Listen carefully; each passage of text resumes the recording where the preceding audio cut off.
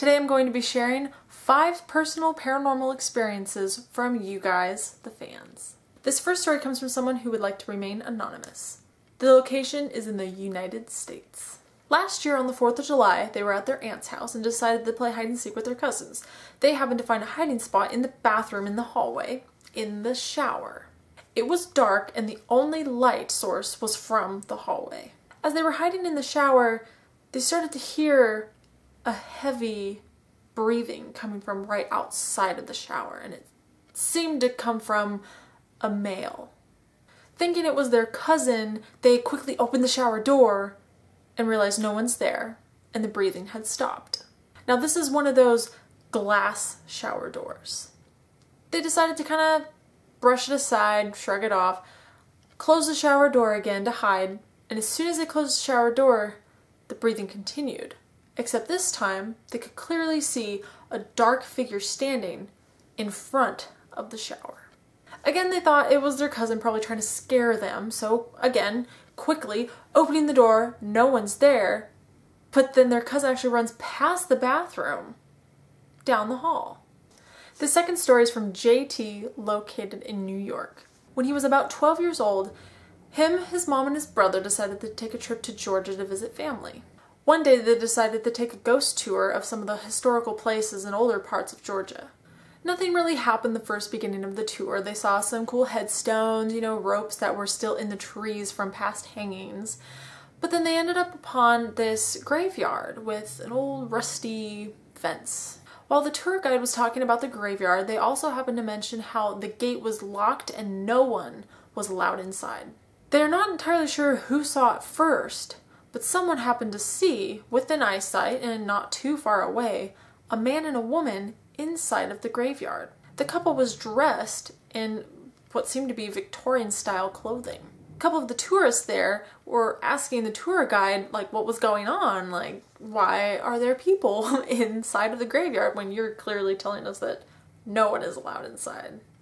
The tour guide was actually just as shocked as anybody, and the couple in the graveyard both looked and turned towards everyone in the group and decided to walk towards them. Everyone decided to bolt and run across the other side of the street. When they got to the other side of the street, they all turned and looked back and saw nobody. Some of the group members in the tour decided to split off in groups and try and see on other parts of the graveyard, maybe if someone was hiding behind tombstones or hiding in any part of the graveyard. And even the tour guide, I mean, leaned over as far as you could, because you can't get through the gate.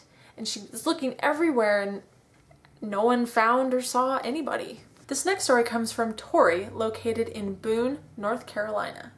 In 2011, while they were still in college, they lived in an old house that was actually once an African-American schoolhouse.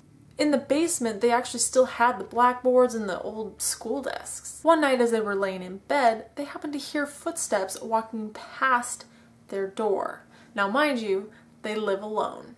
They then start to actually see shadow figures and hear basic murmurs and whispers. This is also happening while their bedroom door is closed.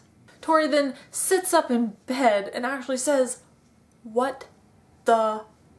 Then something starts to bang and actually scratch on the bedroom door.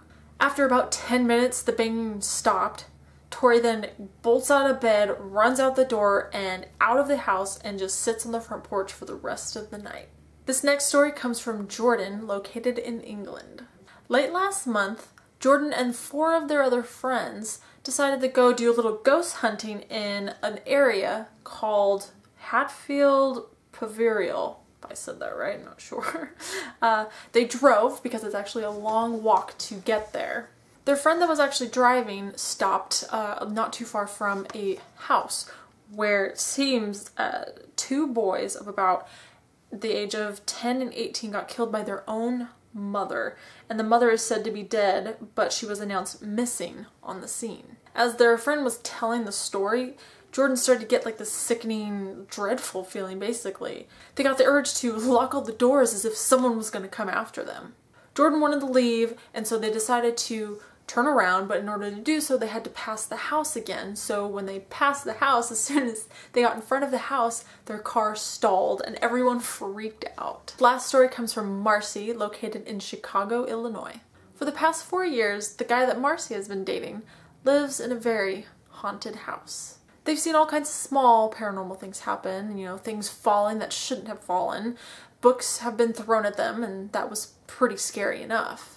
One time they were down in the basement and there were 3 lighters sitting on the center of the table, and they all happened to just fly off, one right after another, very quickly. Shortly after that, they both saw a shadow figure go from across the room and out the door, and both of them bolted out of there and got out. I hope you guys enjoyed these ghost stories. Feel free to comment down below, and if you would like to submit your ghost story, please scroll down to the description, hit the show more button, and scroll a little bit further to the My Ghost Story and follow the rules in the guide and submit your story. I would love to read it and would love to have the opportunity to share it on here. I hope you guys have a wonderful day, and I will see you next week. Bye!